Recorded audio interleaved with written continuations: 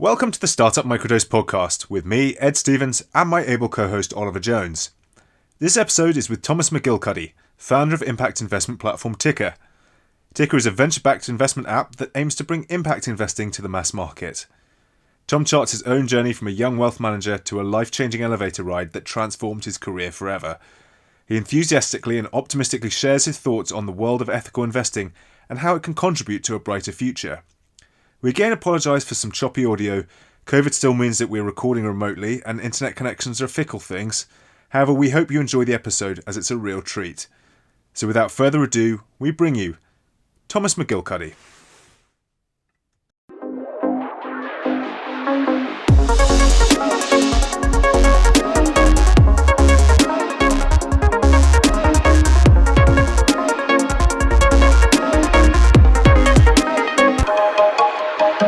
Hey Tom, thanks for taking time out for us. I've just been fiddling through your app, and it's pretty impressive. And we want to talk about that obviously in a bit more detail. But before we get to that, can you tell us a bit, or tell our audience rather, a bit about you and how your experience has led to Ticker? Yeah, I'll start specifically at the start of my career, really.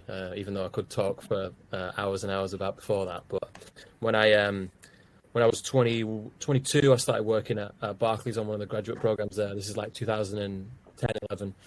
On my first day, I met Matt, who's the co-founder of Ticker. We were the two token Northern grads on the grad intake, and they put us in shared accommodation together for 2 months in Canary Wharf. And I'm from just outside Manchester. He's from Liverpool, and we became close friends very, very quickly.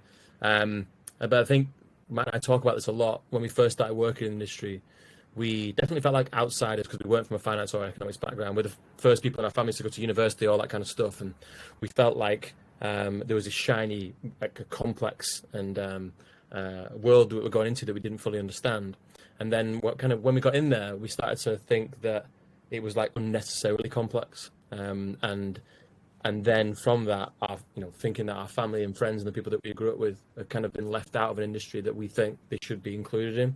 And we actually had that conversation like 2 weeks after we started. I remember it in the flat that we were sharing, and we didn't know at the time, but that was like one of the central foundations to the future business we found with Ticker. And then about 2-3 years into working in the industry, I got very disillusioned with what I was doing, and it didn't really mean anything to me. I was learning a lot, but I wanted to have some like kind of direct meaning connected to my work. I'm the kind of person that can't separate those two aspects of themselves. I started to care a lot about the climate and social issues, and I just wanted to do that all day. I wanted to express that all day, and I couldn't see a way of doing it in financial services. So I thought about leaving the industry, but as like a temporary stopgap, I joined a US investment firm called Wellington Management. And really the idea was that I would spend 12 months thinking about my future life, my career outside of the industry.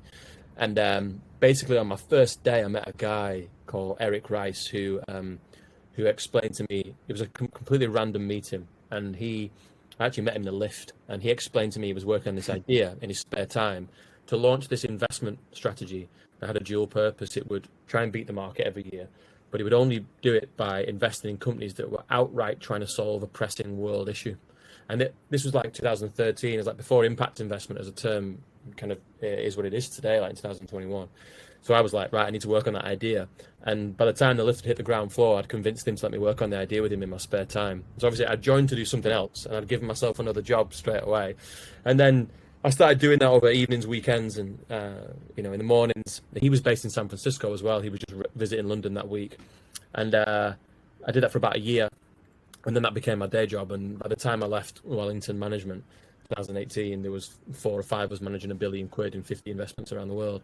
And every year we did it, we beat the market, and we did it by investing in these amazing stories that you could tell your parents why they're a good thing for the world. They get it. And Matt had come to a similar point at Barclays. He was advising charities on the like sustainable and socially responsible investments, and me and him were best friends at this point. So he texted me in 2016 and was like, there's no way for us to invest our own money in the way that we're doing in our day jobs, and we think our friends would really want to do that. So should we work on the idea? And that was like the first conversation that sparked off like a chain of events to kind of get to the point of where we were working on something that was coherent and ticker. And as we did that, we left our job in 2018, but those 2 years, what we realized more in those 2 years was it wasn't just a way for our friends in the industry to invest.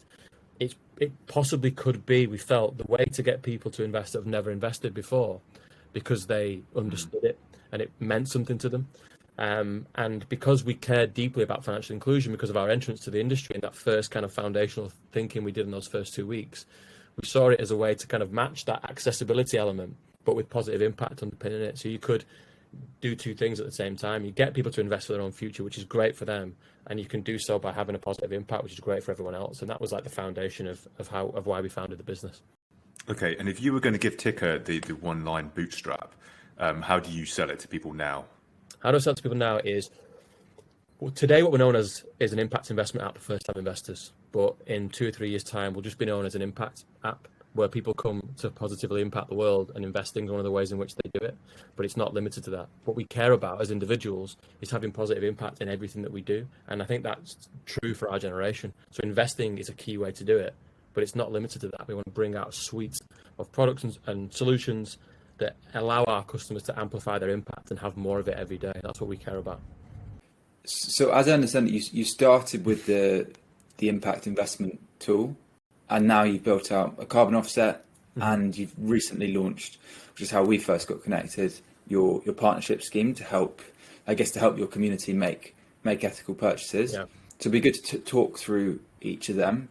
So presumably it was the impact investment functionality that came first. So how did you go about building that in terms of, the algorithm, and then communicating that to the initial community? Yeah, so the impact investment element of the business was the entire idea at the beginning.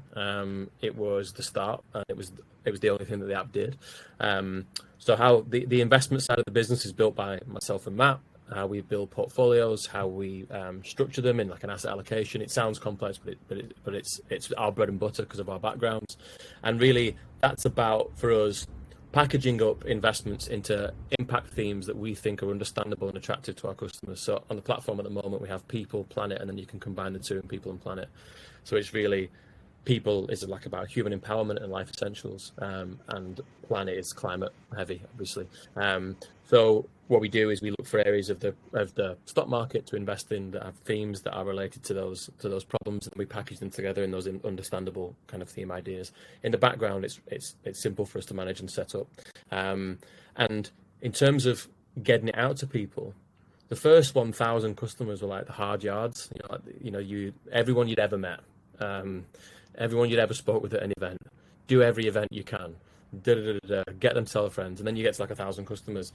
And then it wasn't until we were a few thousand before we started doing any marketing whatsoever. We have, and we still do, have growth primarily driven as a majority from referrals and word of mouth. So we do some paid marketing and paid acquisition to get the word out, and that's important for us. But we learn a lot from that in a high frequency way about the messages and the visuals and the things that resonate with our core audience, and it helps us to inform product design, and that helps us to boost referrals and word of mouth. So it's growth primarily driven by the users and the user experience that they have. That's how we grow. And then the other areas of the business have come on. The way I think about the other areas of the business is investing is one of the key ways to impact the world, but it's not the only way. The way we think about those three areas together is invest in the solutions, spend better, and offset the rest. No one can have a zero footprint, so you're always going to need to do something with that. And if you can offset that using the best projects in the world possible and retire the credits, that's the impact from that. And then spending better, be as sustainable and as impactful with your expenditure as you can be, and we'll bring more on that out in the future. So you have a one-stop shop for impact, basically. You have a place to come to positively impact whatever you can with your money and your consumption. That's kind of how we see it. What drives the behaviour more for your users? Is it the impact that they're having in terms of the causes that they're supporting, let's say in line with some of the SDGs, or is it about financial return, or is it a blend of both? It's a blend of both, but there's some differences in it. And I think what we aspire to do is what someone like, I know they're a cliched example now, but someone like Tesla's done for the car industry, which is yes, they're an electric car, but the reason why people shout about Tesla and the reason why they get so much attention is it's just the best car too. So it's the best car with a kicker. And the kicker is the retention factor, the referral factor, the smugness factor. That's why people talk about them so much. But fundamentally, it's the best tech and it's the best car. I think we have to aspire to be the same thing. So we have to deliver the best-in-class investment experience, or whatever the experience goes beyond that. And then the underpinning kicker for retention, referrals, and growth is this embedded positive impact. It's our DNA and our brand. That's the way we think about it. And I think the way internally we kind of think about the motivation is, yes, we have some impact first customers who care primarily about the impact. It's probably 15 to 25%. But the vast majority of our customers, because 90% of them have never invested before, they want that core need taken care of, and then they allow the impact to come through, basically. And I think that's something we've understood more as we've scaled. You have to take care of that first need, and then they can feel comfortable with the rest. And I think everyone in our generation is motivated by some impact at some point. Whether it ranks on the priority scale, that's up to us to kind of get to that point and make it about the impact. But we've got to take care of the rest through like excellent product and excellent delivery first. Yeah, I've really enjoyed being a customer of a tree planting app that's on a monthly subscription. What I want to know from your side of the view is I put money into it and I'm informed that more trees are planted, and that's a really nice kickback. What I must confess I don't really know is what it's like behind the scenes on the arrangement side between the place where the trees are being planted, how difficult that is to arrange, and how, one hopes that that's like genuine intent and hopes that I wouldn't see that forest in 20 years time and see that it's been reduced to rubble. It's like, how do you build up the trust aspect of it, the transparency, and what takes place when you're allocating and finding these projects and making sure that the custodianship in the long term is good? Yeah, I mean, there's a huge onus and importance on us as a business as being as transparent and as strong on all those aspects as we possibly can, whether it's the investment side, whether it's the people that we partner with for products, whether it's the offset side. So that's why on the offsets, we only use the highest standard possible, because there's a whole world of offset projects which may or may not be what you think they are. Trees is an interesting one because we plant trees when our customers refer their friends. It's part of the referral mechanism, and we actually probably will bring in like a tree planting mechanism in the product in the future, because I think it's a nice feel good way of visualizing impact, but it's by no means the primary way to do it, because obviously trees take a long time to deliver any impact whatsoever, and you need to, like you said, be sure that it's actually going to be seen through to fruition at some point. So if you're going to partner with someone like we do in the background, we try and partner with the best possible charity to help us with that. We partner with One Tree Planted on the website. So we have to do heavy DD on them. We have to do heavy DD on our offset projects. We have to do heavy DD on how we construct our investment portfolios, and be as transparent and as strong on it as humanly possible, basically, because that's our reputation, that's our brand. So we take those things as seriously as you'd expect us to take them, because we're a B Corp as well. So the B Corp certification, they've been through our business, they've seen the ins and outs of what we do, they've assessed the criteria we've used to work with people or to start the tree planting initiative. So we have to hold it to an excruciatingly high standard, because there's a chance that if it doesn't work out right, our reputation is tarnished. So yeah, that's the way we think about it. You're a B Corp, and obviously your business is focused on the impact space, but presumably you are for profit, and the way you've worked out your business model is for profit. And so how do you think about that? Do you ever get sort of questions from customers where they sort of expect you to be a sort of a charitable platform rather than a business performing a service for the good, but also for the good of the people and planet, but also for its own good? Yeah, we probably get less questions than you think from customers, and we get less questions now about having that dual purpose and how it relates to a pure business purpose or a pure charity purpose. We've made no mistake, and I've made no mistake in my previous life, that I'm like a capitalist with a caveat. So like there's nothing wrong with profit motive and all that kind of stuff. It's just about how you derive it and where you get it from and what your business actually does. In fact, impact investment, take away us as a company, just the idea of investing in companies that are solving world problems, is one of the key ways we can actually solve the problems, because those companies can raise funds and scale in ways that charities can't. So if you think about something like the UN Sustainable Development Goals, basically the big problems that we need to solve collectively as a global society, they require so many trillions of capital to solve the problems that it can't be charities and government that do them. The bulk of it has to come from business, and business is in a unique position in that it can raise capital way easier, and it can expand and it can accelerate and it can scale. So we've seen over and over again over the years these amazing businesses come up for profit, tackling a real social issue, serving a massive underserved market with unmet demand and scaling, being amazing investments and delivering massive social impact. So we see ourselves as that. We see ourselves like one of those underlying businesses doing that. And I think the only way that we can do it, and for us as a business, the power of our platform, the scale of our impact is dictated by our scale. Because if you think about the financial inclusion issue, we only really have meaningful impact if we get to millions and millions of customers in terms of financial inclusion as a problem. And we only really have impact in driving people's money to these companies around the world if we have, billions of capital going towards it as well. So that's why scale is important for us as a business, an impact business, because we only truly have that impact at scale. So that's why it's important for us to be able to raise the capital from venture capitalists, for example, and raise money from those people, so that we can get to that in a reasonable time frame to solve the problems that we all care about. So I think that's why we need to be a for-profit startup in a traditional sense. Do you have a viewpoint on allocation of capital? You gave me something that just spurred on this thought, which is there's money can be moved into traditional projects versus money that can be deployed in new technologies.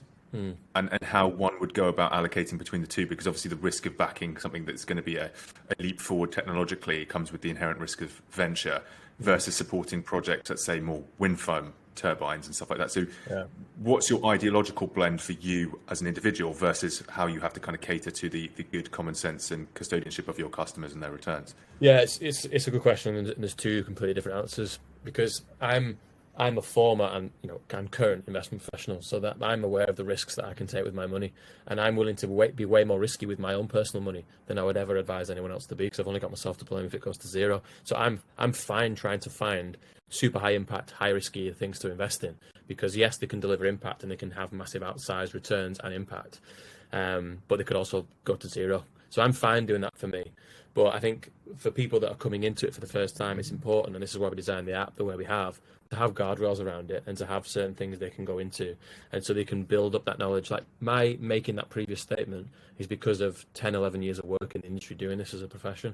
If it was just me in another life but at the same age, I wouldn't want to be advised to go and take massive risks with my money and lose it. I think I'd prefer to think of it as a way of building up my own personal money over time in a sustainable, long-term sustainable sense for myself into good companies doing good stuff, and then maybe at a future point in time when I have the luxury of experience and maybe more money, take more risks.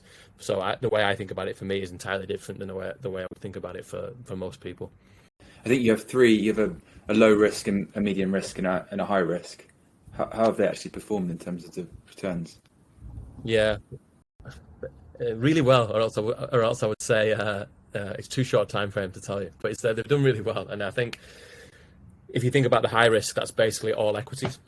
So all of the themes that we invest in have beaten the general stock market in terms of returns. Any time frame you want to cut them, they've done really, really well. They did especially well during that initial COVID market crash, all the themes and all the risk levels.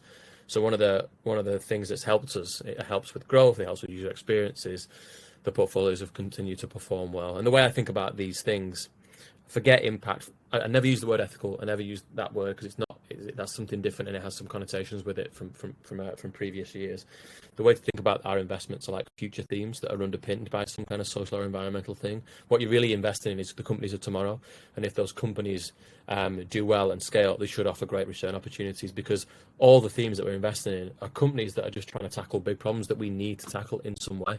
The climate's the obvious one, so that problem isn't going away. We need more solutions, more scale solutions to it. So by investing this way, that's the return argument for investing this way, and that's kind of played through in the returns that we've seen and the customers have seen.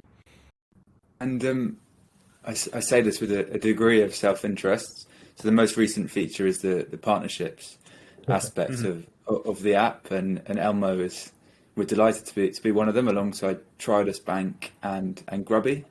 So I mean, tell us how you plan to build Yeah. that out, and what was the thinking behind it? Yeah, I mean, the real thinking behind it is kind of how we see our future and how we see us helping our customers have more impact in their lives. Because we, like I said, investing is one component, and it's a great component, and it'll always be our core component because of how we started the business and our backgrounds.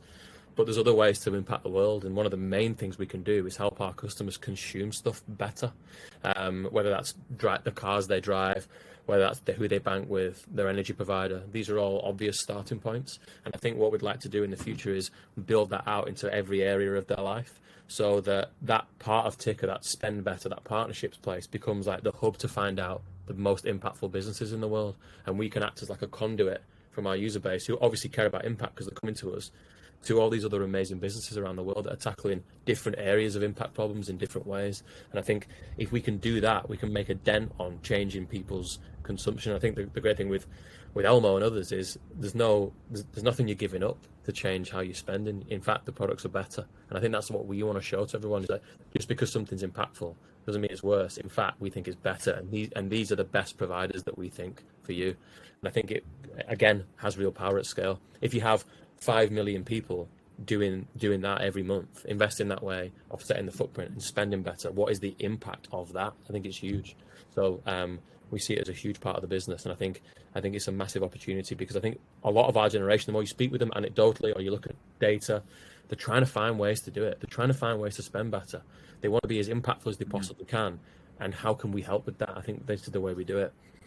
Well, I think given recent weeks, the Wall Street Bets example being one of them, it's shown the power of collective spending. I mean, albeit to tackle the hedge funds, but if you think about that collective purchasing power going towards impact, it's obviously considerable. So on that note, I mean, how are you looking traction wise in terms of user base, user growth, and within that, what is the KPI that you hold most important for yourself as a manager of this business? Is it impact, or is it assets under management, or is it money moved into impact? Any clarity on that would be great.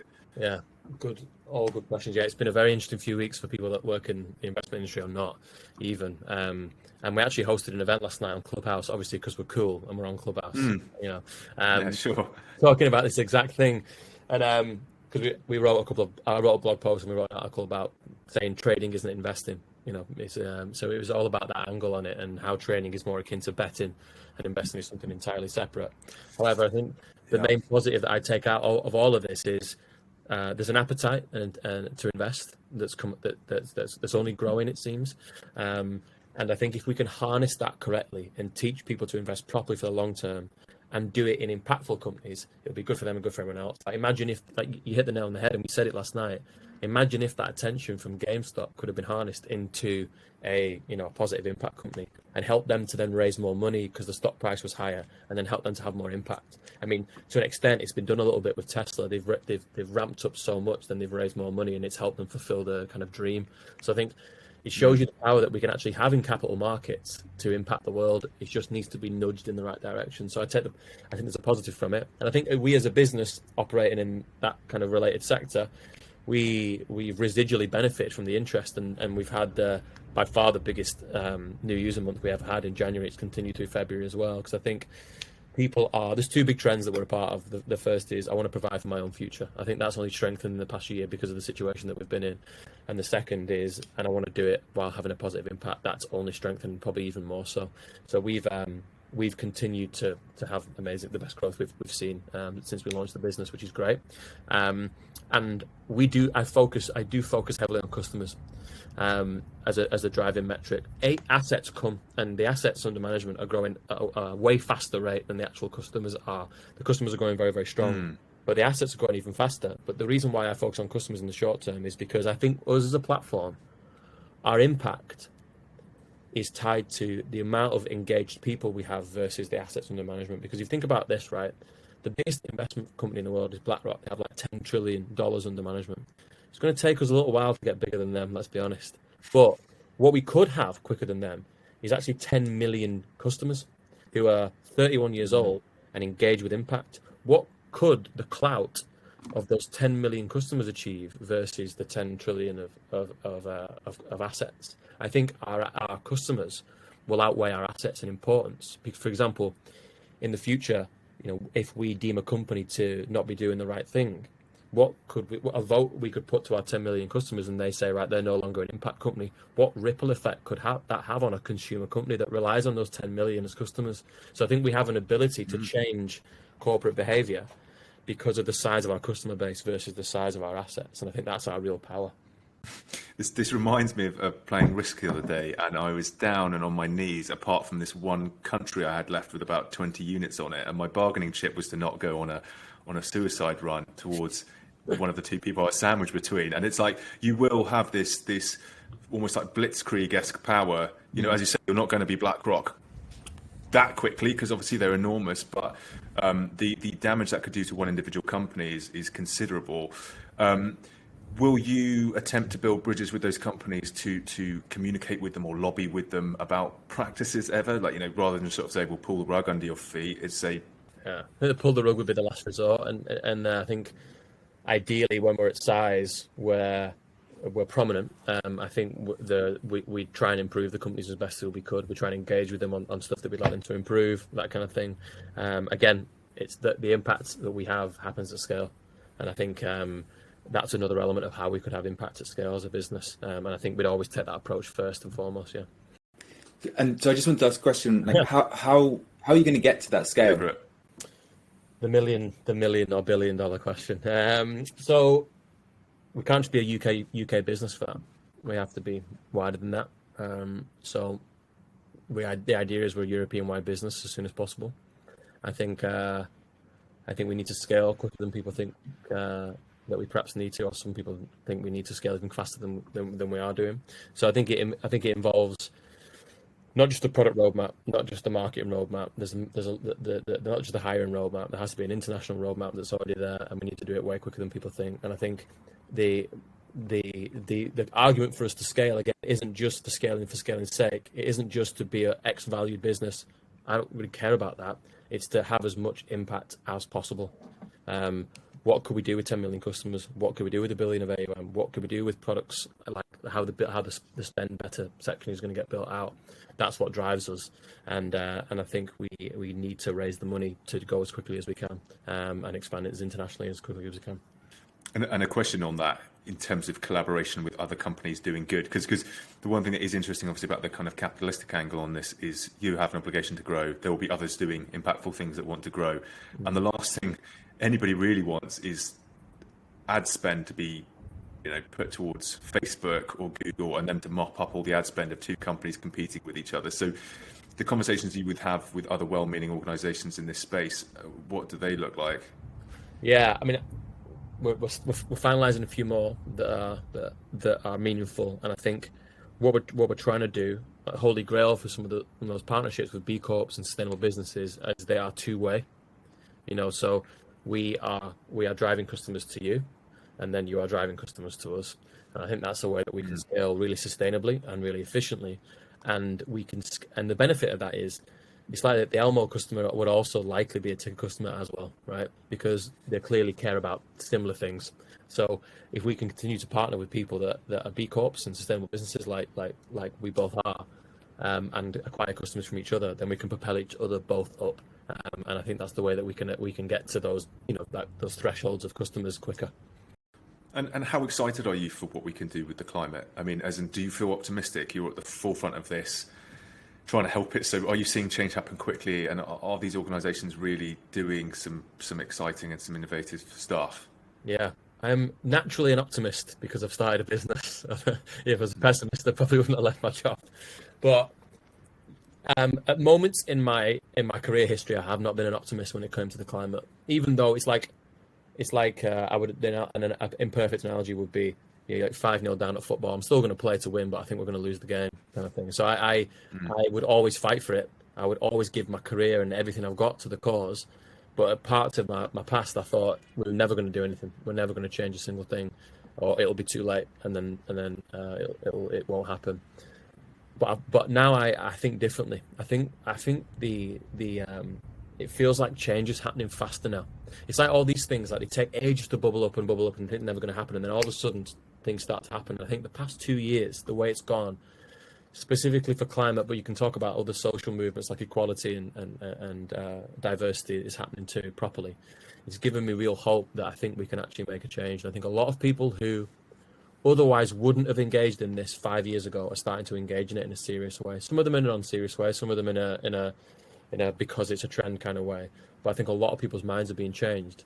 And I think once that continues and that compounds like a month-over-month growth rate, I think it'll be amazing to see what we can achieve.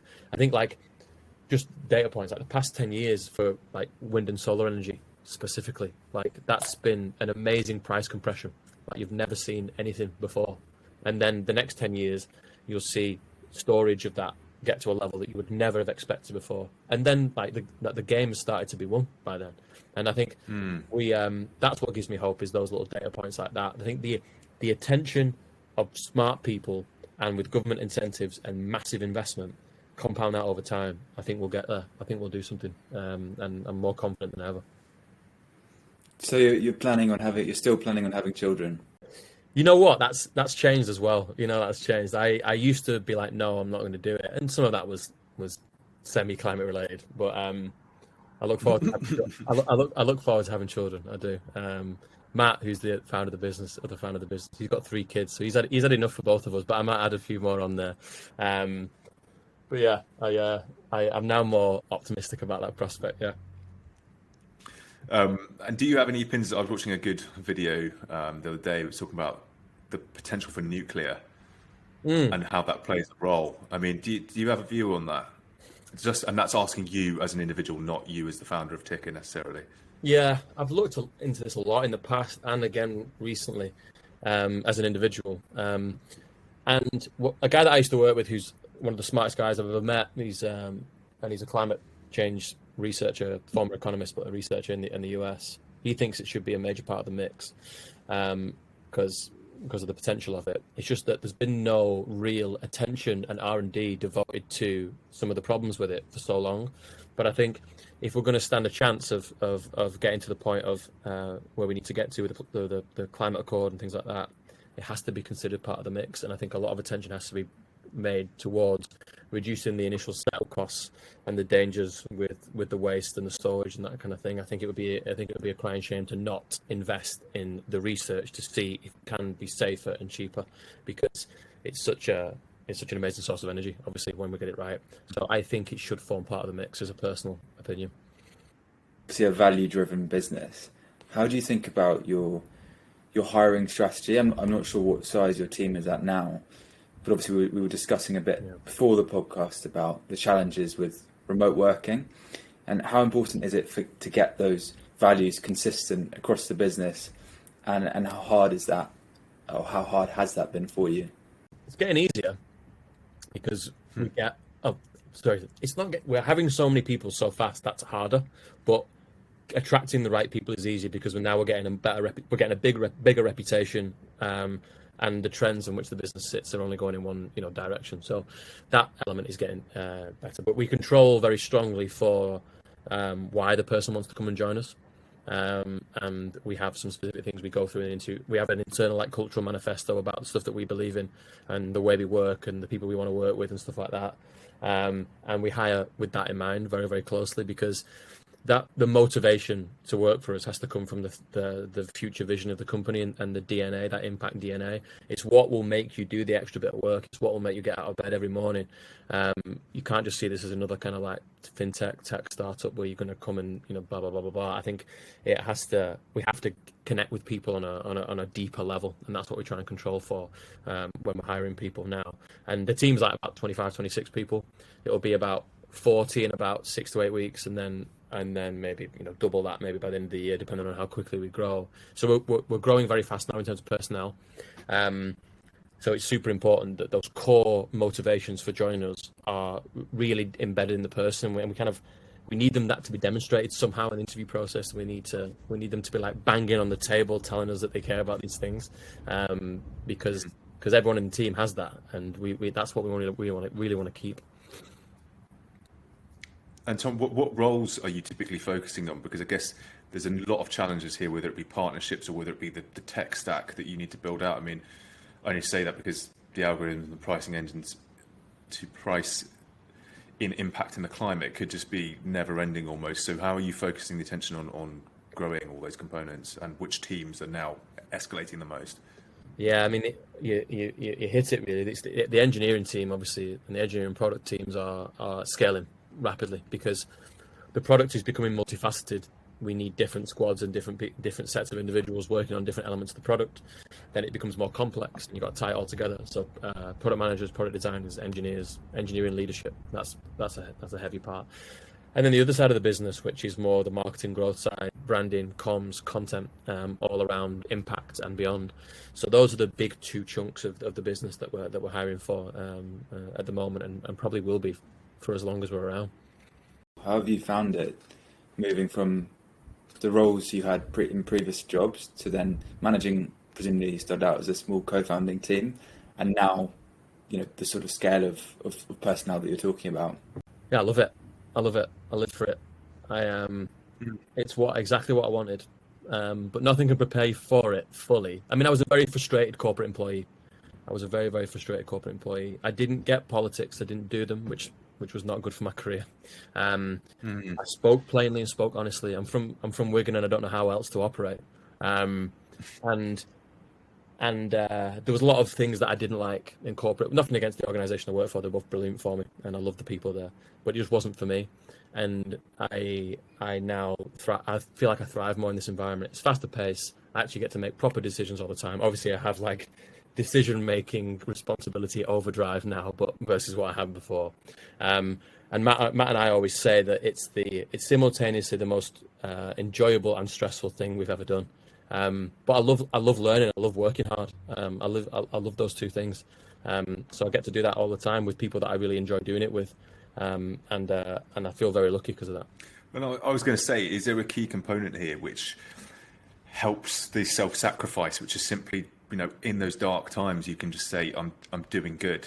Is that where you think other people who start companies may let go of the roller coaster because they just think, what is this all about?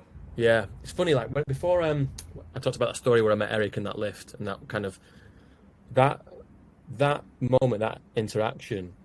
I actually said to myself in my head at the time, this is what I'm going to be doing for 30 or more years. I felt like I found the thing I was searching for, right? And I thought that sounds like such a random cliche that's bullshit. I don't know if I can swear or not, but it sounds like a line that someone uses in a story, you know what I mean? That's not true. And I'd heard people say these things before in the past to me, and I'd be like, that is just rubbish. That's not what happens. You just do a job and you get good at it, and da-da-da-da. And it was right in that moment. It was right, and I'd found something that really connected with me and my personality and how I like to work. And then I just needed to take it into a forum which got the best out of me, which was starting this company and working with this team. But that core desire for impact investing, I said it all the time. I said it to our board. I said, if for whatever reason you no longer want me at Ticker, I'll be doing impact investing somewhere else. I'll be doing it. I'll be doing it to my dying day, basically, because I see it as a way of me having a positive influence on the world and changing the world in a better direction. So whether it's here or somewhere else, I'll do it. And whether I'm no longer good enough for this company or not, I'll be involved in impact investing in some way. Tom, a challenge for your dying day would be to make renewable energy powered crematoria, perhaps, where you can just carbon offset your own death. Yeah, I'd love that. That's a great shout. I'll start working on it. It sounds like that lift trip with Eric was the actual elevator pitch for your entire life. Yeah, I mean, I owe him a lot. Yeah, I speak to him all the time still. And he had that effect on a million people that work with him. He's one of those people. Like, he's just an inspirational guy. Everyone that works with him is inspired, and he's a phenomenal character.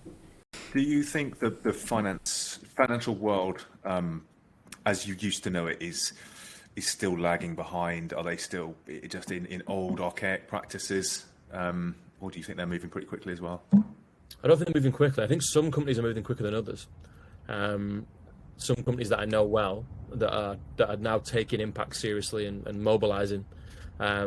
But there's still the vast majority are either just paying lip service to it, saying they're doing it and then they're not at all, or they're not doing it yet. But they will have to, and the laggards will be it'll be to their detriment, because the whole industry is moving this way. I keep saying, in 10 years there'll be no such thing as impact investing; it'll just be called investing, and I think that's true. Hopefully it'll be less than 10 years. And I think the ones that are getting on board now stand themselves, a good chance of being the big companies of the future still, instead of being completely left behind. But I think there's more in the industry taking it seriously now than there was 5 years ago. It's by no means the majority, but everyone is talking about it, even the ones that aren't doing it. And I think that'll lead eventually to proper action. Just a final question before we move to the quickfire, I think. To someone who has never done any online investing, also understands the concept of impact and the groundswell of public opinion for it, wants to start making a difference, what do you say to them? Obviously, you say come and check out the Ticker app, but what else can you say to empower them? I've never been asked that question specifically before. I think it's a great one. So I'm a semi-extreme character in how I diagnose my own areas to improve. So when I first heard about impact, I went vegan for 3 years, and I went from eating meat for breakfast one day to vegan for 3 years, like hardcore vegan. And I'm no longer that. I'm like somewhere very much in the middle. I rarely eat red meat, for example, because that's a big climate problem. But I've found balance with it. So I wouldn't ever recommend anyone do that. But what I would recommend is start making a small step on looking at what you eat, how you consume stuff, and then take that for a while. And then maybe look at how you spend money and where you spend it, and look at those companies and just start taking baby steps, because the worst thing you can do is overwhelm people and make them do a lot of changes. If you talk to any personal trainers or anyone that works in the fitness industry, it's like important, small, incremental changes that add up over the long term. And then in 2 years' time, the way you do things are completely different. I think that would be the right approach. So the food you eat, the where you buy stuff, where your money's sat, what that company's doing, just add that up over time and start making little incremental changes, and you can start to have a real big impact. And I haven't had a chance to look through some of the resources on the Ticker website, but is that something that you talk about in the content that you produce? We will, and we are, but it's not out yet. So we're actually, this year there's a lot of content that's going to be coming out for us that we've already recorded some of it, and there's going to be 3 different podcast series that we're doing, some video content. Some of it is like finance 101 educational stuff. A lot of it is anchored in impact, whether that's investing or beyond, and discussing all these themes that we care about. And what we'll start to do is organise it on the website in like a nice way for people to learn and dig in and go through. So it will be there. It's working on the background. It's not on there at the moment though. Give us a month or so and it'll start to be released, I think. And why in particular did you choose the podcast format? I wish there was more science to this, but there was, when pre-COVID, we used to do these 2 events at our offices every month, and 200 customers would come down. And there were these great events, like great atmospheres. We teach about investing, we teach about impact, and we learn a lot about our customers. That was like a residual benefit to it. We didn't do it for that, but we started to learn an awful lot. And then COVID hit, and Matt and I were just like, look, let's just record some podcasts. We just get on Zoom, record it, and ping it out. No script, like 5 minutes of planning. Let's chat about this. And there was bird noises, dogs barking. There was sometimes dead end questions, dead end themes. There was no planning whatsoever. And we did about 6 or 7 of them, and the response was way too good, basically. So we stopped doing them because we were like, right, now we need the audience for it grew beyond the Ticker customer base. We started to get in the top Apple podcasts for that sector, and we were like, right, we actually need to put some thought into what we're doing here. So we went away, started to put together like a proper plan, and that's why we're going heavy on that, because we just see it as a cool way of reaching our customers and beyond, and building a voice and a brand, and even with very little effort it started to work. So now we want to put some like proper conscious thought into what we're talking about and why and how it's ordered and where it comes out, and I think that hopefully if we get it right, it'll be very valuable. Well, I think Clubhouse is probably a good medium for you in terms of just being able to have that 2-way discussion. It seems that people want to listen, which is a podcast format, but also want to be able to discuss back and forward. So, I think whichever avenue you explore, just opening up more dialogue is good. Yeah, I agree. Clubhouse is great for that. It'd be interesting to see how that platform develops. But the one we did last night was cool because we get to have that 2-way dialogue, and it was more like the in-person event, because as people come on stage and ask questions, and it's nice to interact with people and see how they're feeling and see how the content lands and all that kind of stuff. So it's valuable. Were you privy to the people losing their mind because Mark Zuckerberg appeared in random clubhouses yesterday? Did he really? Yeah, he was going all around Clubhouse. So I don't know if you saw him, but I didn't. But I had some people this morning who were sort of just fangirling. He came into ours, but he didn't understand the content, and he left. I didn't see him. I've got a hard stop in 5 minutes, so if Ed, if you're happy to move to the quickfire, I'll shoot with it. Certainly. So, Tom, first and foremost, do you have a prediction for the future? I've already told it, yeah, it's annoying, but I'm going to say it again because I have nothing else to say. Say again. I think in 5-10 years' time, impact investing will just be called investing. Like there'll be 3 dimensions to investing. Once upon a time, it was just about return, then risk came along, and then impact will be considered in every single investment decision in the future, and it will just be the de facto way we do things. That's my prediction. Second, a startup book or resource that you think is incredibly useful, has helped you get to where you are today? I've just loads of cliched answers, unfortunately, but the one that I really enjoy is The Hard Thing About Hard Things by Ben Horowitz. It's probably been recommended a million times by everybody, but I recommend it to every new joiner that we start because it's like a proper window into the problems you face when you're trying to do this thing, and I got a lot out of it personally. I think reminding people, because if they haven't read it, it's like do read it. They continue to keep giving value, or reread it. Sometimes rereading books is really good as well. If you could have some dinner guests for you tonight that we could organise for you, who would you like to sit down and sort of have a good old chinwag with over dinner? I'm going to give you this is a soppy non-startup answer because it's the one that came to mind when I saw the question. So my girlfriend's from Malaysia and she's not been able to visit her family for a long time because of COVID, and as a consequence, I haven't met them yet. And we do video calls all the time. We speak to them all the time. She's very homesick, and I'd love to meet them. So I'd love to be able to have dinner with her family all together tonight. That'd be a dream. You are genuinely a good human being. That's a decent personal answer. It's not what we've seen through the facade there. That's lovely. And the last one would be the best advice you've ever given or received. I've had a lot of good advice. The guy who was my first boss at Barclays, a guy called Karan Sejpal, and he used to come out with gems all the time, like every day, like 50 things. I don't know where you get them from. One of the ones that always stuck in my head, it's not like impacty or perfect, but it was no one ever got rich from saving money. And that was his way of saying, be entrepreneurial, take risks, go for it, basically. And it always sticks in my head. Not that I'm not motivated by getting rich, but what it said to me was, you have an opportunity to do something, just go and do it. So that always sticks in my head. Cool. Finally, well, you've won at least two additional customers through this interview, and I'm hopeful that through our audience you'll win a lot more too. And so to end, we like to give you the opportunity to ask our listeners anything you want. So I would say the best thing anyone can give us is feedback on what we're doing, whether that's content, whether that's the app itself. We listen and read everything that we get given, and it helps us with the product roadmap. So that's the kindest and best thing anyone can do for us, is give us honest, open feedback about who we are and what we're doing. If you enjoyed this or any of our other conversations, we'd love to get your feedback. Our Twitter handle is @thestartupmic, MIC, or get us an email, ollie@startupmicrodose.com. If you're feeling particularly generous of spirit, a review on iTunes would go a long way to ensuring that we can continue to bring you these conversations. Finally, this recording could not have happened without the support of Founders Factory backed Entel. Their podcasting software and studio in the Daily Mail building, London, are as ever the unassuming stars of our show. Check out entel.co. And thank you for listening. Goodbye.